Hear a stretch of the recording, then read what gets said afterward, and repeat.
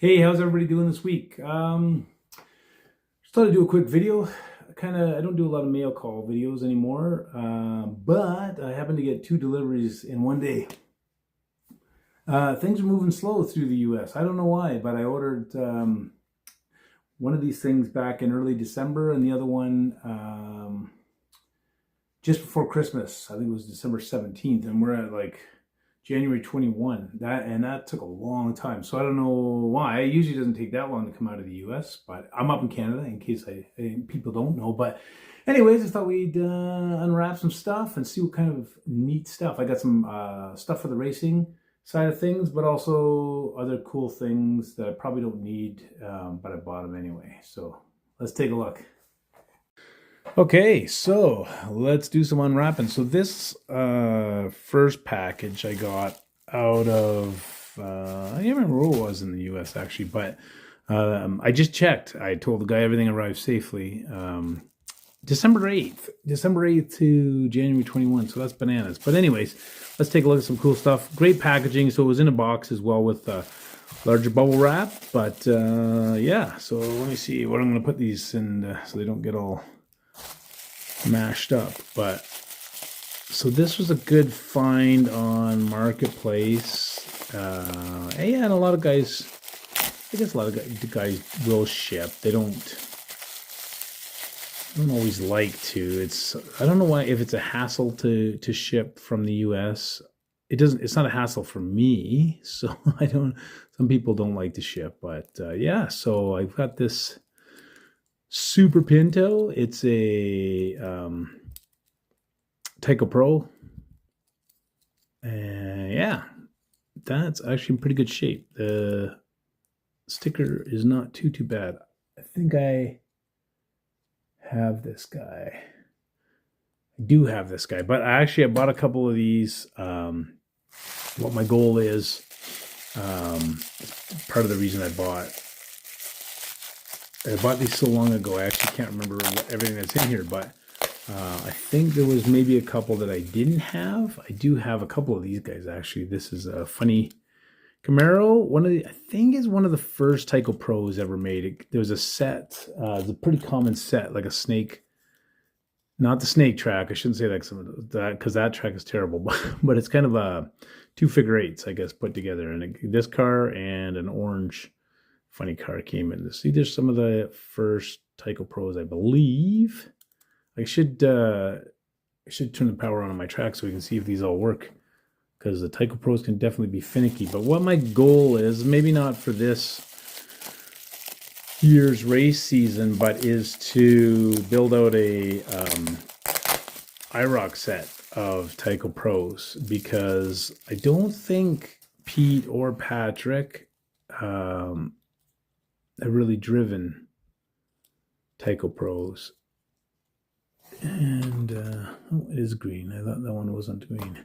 This is a slightly different color. I don't know if you can see it on. Oh, you can see it on camera, I think. But yeah, slightly different color. I'll have to take a look and see if there's any markings to say why. So this is the chassis that has the wipers on it, opposed to the buttons. I know the wipers run better. But I really do like the buttons. And then there's not a lot of markings on these old cars. Man, these are like brand new. But I'm going to make those tires are totally flat. That's okay. I got bags of white tires.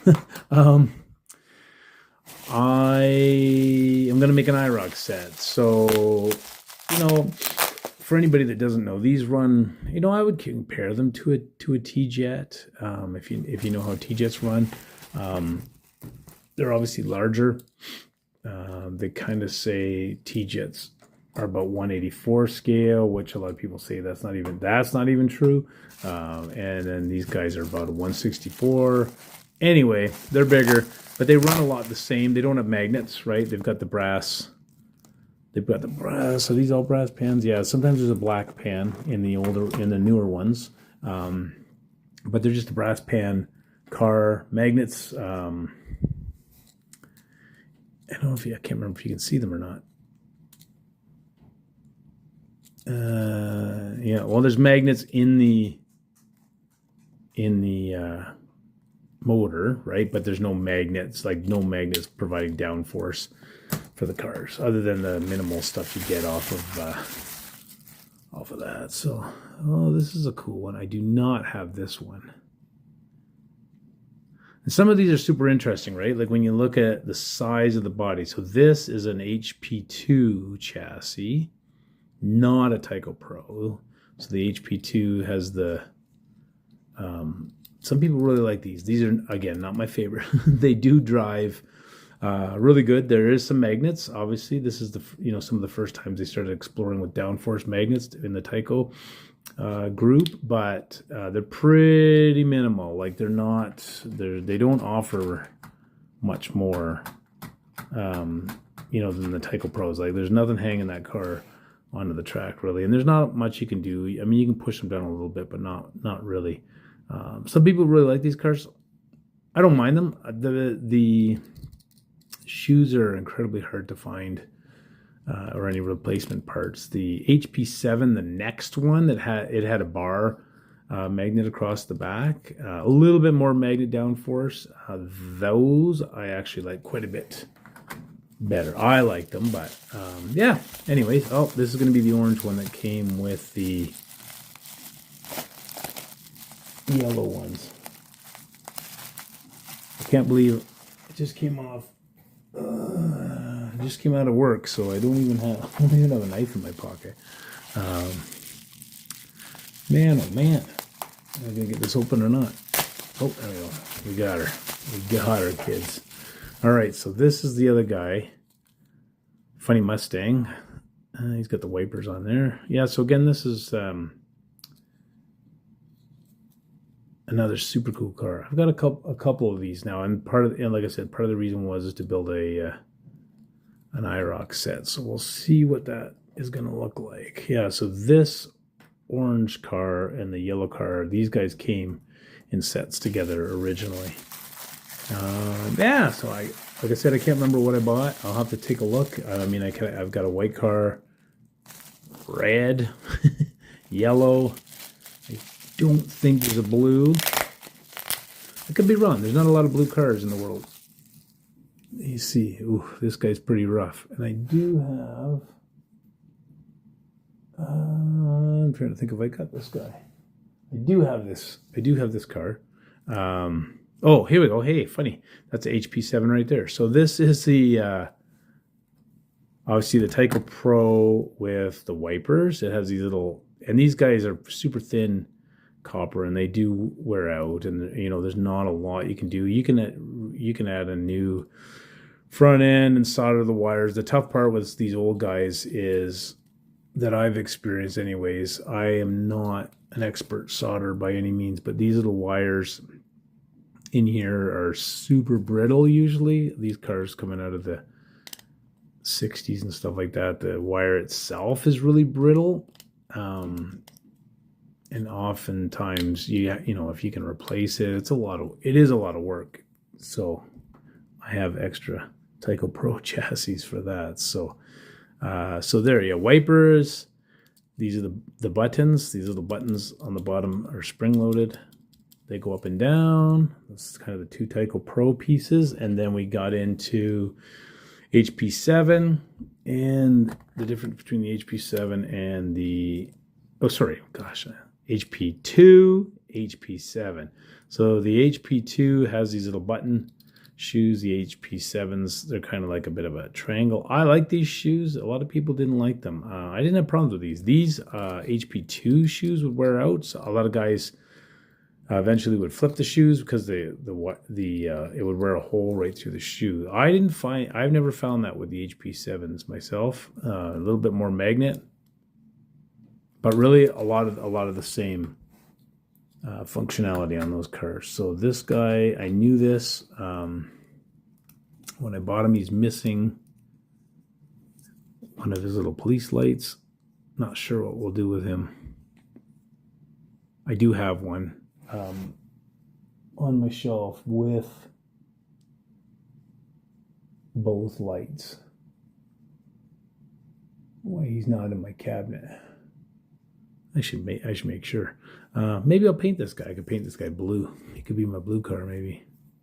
We'll see. See what happens, eh? All right. And last but not least, oh, I remember now. Not a blue car, but this is a car I do not currently have. And also, what I do not have is a knife. Always have a knife in my pocket, except right now. Okay, so this one has a HP2 chassis in it. And you can kind of see the wear marks on the shoes. They're not worn through, but they're pretty good. So this is a pretty super neat car as well. I do not have this one in my collection. It looks like it's in decent shape. I'm not super picky on collector grade or anything like that. I mean, I don't want something that's all cut up and bashed up, but inevitably, if it looks half decent, I add it to my collection. And again, if I end up finding something else that's in a bit better shape, I can always replace it. But ooh, chassis in some rough shape. Anyway, we like all this stuff though. A little bit of cleaning and lubing up, and yeah, it'll run pretty good. So there you go. So that's a Tyco, not quite a Tyco Pro lot, but Tyco Pro, Tyco HP2s, HP7s, lots of good stuff. Right on.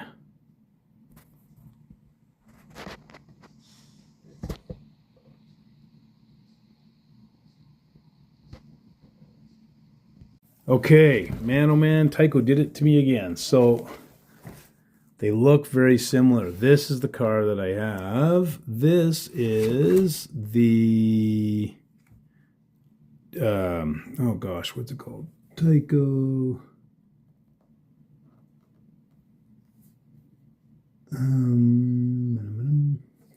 Ultimate Police Car. So this is the one I have that has two lights. I wasn't too worried about this. This is the Ultimate Police Car. This one, I don't think this is the right chassis. Curve Hugger or HP2. U-turn. Oh, it is a U-turn. So U-turn car. This is another chassis, a U-turn chassis. And this Ultimate Police Car, according to the Tyco book, did come with a U-turn chassis. This is the chassis that can run both ways on the track. How does it do that? I have no idea, but it's super cool. I'll do a video of that so people can see it. So yeah, this is the one I have. This is the one, same but different.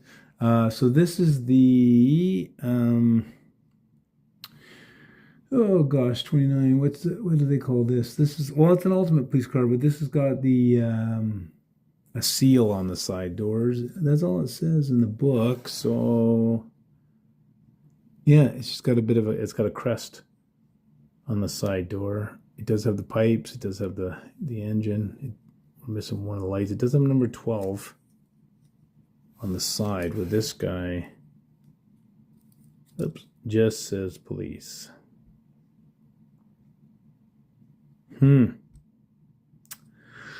Well, okay, now I'm going to have to find, I'm not going to spray paint this blue, but I have to find a light. There's probably some stuff out there, but I know there's a couple guys in Canada. Dan Layton, I think, is still making stuff. I know he's kind of winding down making retro parts. I think Rick in Ontario makes parts as well. He makes a lot of stickers and stuff. I think he makes some parts, so I'll maybe check with him. These are not hard to come by, so I can find one. This car's not in terrible shape. It's not great. You know, it's not collector quality, but now, well, this other guy wasn't even in my case because I run him. So, but I will have to get him a light so he looks complete. Yeah, so here's the cars in this series. So they do have the Curve Hugger, HP2s, HP7s, U-turn chassis. So it looks like they made these for a few years. The one car that I do have, this military car, the MP Police. Oops, sorry, off camera. Military police. The one car that has eluded me and it's harder to find. This Ultimate Fire Chief. It says number 2, so that's up there. The book uses 1 to 5 ranking, 1 being the most rare. Number 2 is rare, so that the Ultimate police car that I picked up with the seal on the doors is number 3, so that's average. The one with the the one I got with the seal that I just picked up, that's average. The one that I had, this guy here, is a rare number 2, and the Ultimate Fire Chief is number 2, and that's like such a super cool car. This isn't the greatest picture of it, but it's the same. It's got the hood on the blower. It's got the fire down the side, and number 17 on the roof. But yeah, you find them, they're all broken, they're missing lights, they're scratched and banged up. I'm trying to find a good one to put in the box there, so we'll get there eventually. Anyways, yeah, so that's the stuff I got out of that. Let's take a quick look at the other delivery I got. Okay, so the other delivery I got, maybe not quite as exciting. Exciting for me anyways. It's got a whole bunch of popcorn in here. I didn't want to dump that all over my table. I got nowhere to put it though. Hold on. So, this package, I'm trying not to get junk everywhere. This is this one I ordered, I think it was right around Christmas. Just before Christmas, so it didn't take quite as long to get here, but it did take a while. I know there's some snowstorms and stuff happening in the northeastern U.S. and eastern Canada that we're not seeing as much out here in Western Canada. So I got some stuff from Wizzard, talking to Cheryl at Wizzard, and I got some stuff. I did get some tweezers from them. I can't remember if, they are stainless, so non-magnetic. And then I got some for Christmas, so now I got lots of tweezers, but anyways, c'est la vie. I got some spacers, a bunch of different spacers for my rear axles, Meg G Plus cars, and the T-Jet stuff to keep the axles. I've got bunch of different front ends. Let me just dig out what I got here. All right, gotta make sure I'm not sharing any secrets here. Pete and Patrick are watching. Just kidding. Dynamic T-Jet brushes. So I tried some different brushes. I was having some problems with some of the T-Jets I was redoing. Trying to use the old chassis. I had some closed rivet stuff, changing the armatures out. A lot of them came with the Christmas tree armatures that I think they're around 19, 20 ohms. Trying to get them down closer to 16, closer to the fray size. We might be going away from that, but we'll come back to it eventually. So we got some of these guys, Dynamic T-Jet, I believe. I'm trying to remember now. These guys might be a little bit taller than normal. So try those. Got some a bunch of different new brushes. I got the Dynamic Wizzard notch brushes. Again, like I was saying, I kind of cut myself off, but I was having some problems getting these cars to run at a decent speed. So I'm just trying to change out parts. I did finally get my hands on some of these machine Top Gear sets. These are the RT150. Most of the Top Gears that I have, I believe, are pretty good meshed. But again, I thought I'd give some of these guys a try over time.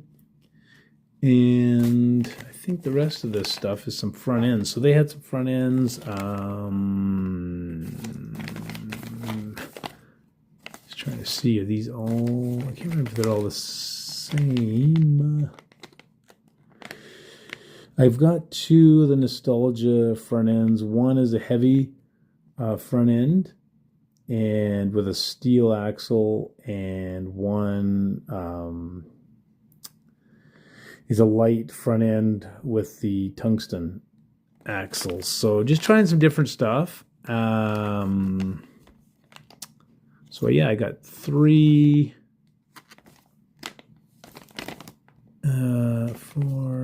She might have given me should give me, shoot. She might have given me, oh, that's not true. Yeah, there we go. Okay, 3 heavy. Holy Hannah. So 3 of the heavy ones and 3 of the light. So they're very similar in shape. It's the nostalgia ones. There's the like the flat shoe. Yeah, we'll give those guys a try. Again, I always like to have lots of this stuff on hand because I do build a car for myself. Trying to have a backup one, and then some for my son Quinn as well. So yeah, every time I order something, I order too many pieces, and I always seem to be running out. So anyway, so that's the mail call for today. Bunch of cool stuff from Wizzard. I did get something else cool today. I actually got 3 things in the mail, which is like a really exciting day. But I'm gonna save the 3rd thing for another time. I want to show that to Pete and Patrick in person. Pete and Patrick are 2 of the guys that race with us at the Southern Alberta HO Club. So yeah, and if you haven't checked us out, we're on Facebook, SAHO. So Southern Alberta HO Slot Car Racing on Facebook. We got a group going on. Post race results, lots of other chatter going on there too. Check out Pete's YouTube channel, Pete Seller. I'll throw it in the description as well. Lots of race stuff, lots of little stuff that Pete's got going on in his cellar, and yeah. So that's that. This weekend, nothing going on from a racing perspective, so we'll be doing some testing and tuning. We got going over to. We're going over to Rick's place. It was a new to slot car racing, but new to us. He's been doing it lots with a lot of guys. Back in the 90s in Calgary, Southern Alberta area, and so we're gonna head over to his house. He's got a router track. I've never run HO on router. I have larger cars, but not the HO stuff. So that'll be super fun. And we're going to stick with the same classes that we normally do. We've got, I don't know what we're going to do for IROC. I guess we'll have to talk about that. But because Rick doesn't have that. But we'll do T-Jet, magnet traction, and can cars. So the Mega G Pluses. I think because everybody's got a Mega G Plus now we're running now. And then an open class. Where a little bit of everything in there, some Viper cars, some Rooster Area 51s, and I'm not sure what Patrick's is actually. He's got a couple super fast cars, high magnet. So they'll run fantastic on the router track. Pete and Patrick have been over to Rick's place before. I haven't, so it's going to be a new adventure for myself and Quinn. I think I'm excited to run the Frey T-Jets on a router track. I mean, obviously, some of the challenges you have on a click together track is that bumpiness, especially on the T-Jet side or any non-magnet cars. And magnet tractions will run really good there too. Well, everything will. One day, maybe I'll have a router track as well, but not sure if I'll still be married at that time or not, but we'll see. All right. So yeah, I don't know if I'll put out anything else on the weekend. Definitely Sunday, we're going to do Sunday drive. If you haven't checked out those videos, check it out. Just outside of racing.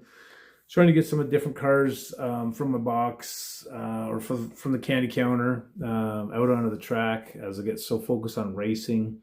And testing and tuning that I kind of wanted to just do is make sure I spend a little time just hanging out and running some cars without any need to beat anything or be anybody or just beat myself. And so I thought this week I did get my DeFalco controller connected up to the new track that I got. It's the AFX Super International, and I wasn't quite sure if I could use the banana clips and get onto the AFX controllers, but I was able to get the cars to run. So I'm going to do my Sunday drive on that track. It'll be a little bit different than what you're used to seeing. Maybe I'm thinking I'll do, I don't know how many more Sundays are left in this month. 1 or 2? 2? Maybe do the next 2 on that track, and then I'm going to start tearing it apart. It came track with a table, and it's all screwed down. Super cool, but not what I bought it for. I want the track, so I'm going to start collecting track to build myself a new 4-lane for next season, and I'm going to build just a fun, I think just a Tyco track with some scenery on this table. But although I continue to have these thoughts that maybe I should just combine the 2 tables for racing, but I don't know. We'll see. All right. Anyway, so hopefully you enjoyed it, and yeah, check out the Sunday drive, and I'll have something new for this week. Next couple of weeks, I got some kind of neat ideas, some neat ones that I've had my eye on. I haven't driven for a long time, so we'll get them out and do some different stuff. So, anyways, have an awesome week. Talk to you next time. Okay, changed my mind. I gotta at least run a victory lap with each of these guys and see what they do. Again, they haven't been oiled, cleaned, or anything. We're just gonna. Oh, this is the. What's it called? Oh, change direction car. Not curve hugger. U-turn. Why did he get stuck there? I don't know.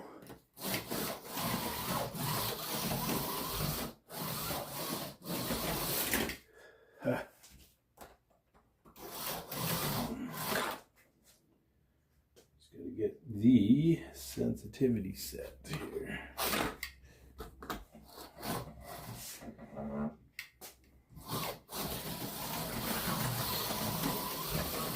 This guy runs good. I'm trying to get him to change directions, and I can't, so I will do that in another video. All right. This is the HP2. Oh, he's going to leave me hanging. There's no pin in this guy. I didn't even notice that. Okay, well, we'll sort that. This guy has seemingly 0 power. Boo. Okay. 1 non-runner. 1 fresh runner out of the box. See what happens. 50-50. Tyco Pro with the sweepers. Need some new tires. This guy... This is the guy that has the flat spots on his tires. One of the biggest challenges with these old Tyco Pros is they did have a weight in the front, but they are without the magnets, they're still very sensitive. That guy runs good. So let me see. I haven't taken these guys apart in a while. So this here, if you can see it. Under the wires, it's all black, which is the hard part. So this round piece here is actually a weight. Right in that area right there is a weight that sits. It clips the pin together and all that kind of jazz. So he's a runner. Good. This is another Tyco Pro. This is the one with the pins. Oh yes, sir. Got another one. He's actually running pretty good. With some cleaning and oil.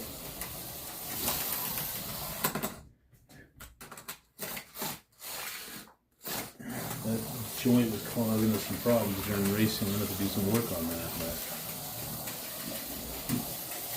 fresh tires on these will be good. 3 runners. This is the HP2. Huh. It's not the day for HP2s. Weird. Oh, there's a little power there. This was the one the chassis was quite dirty. Looked pretty rough. That one I'll have to do some work on. Anyway, 2 left. We got Tyco Pro with the sweepers. Uh-oh. This looks like a 0 runner here. Oh.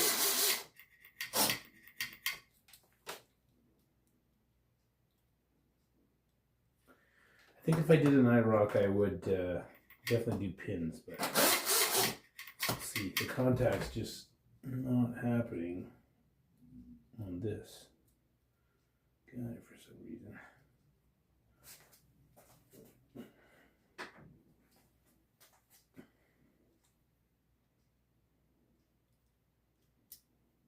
Get this one shoe up a little bit. This one's pretty flat.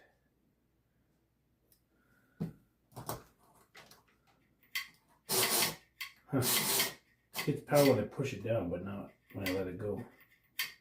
Alright, well, we'll mark that off as a non-runner. Here we go. This guy's gonna go. Here we go. Okay, this button is on.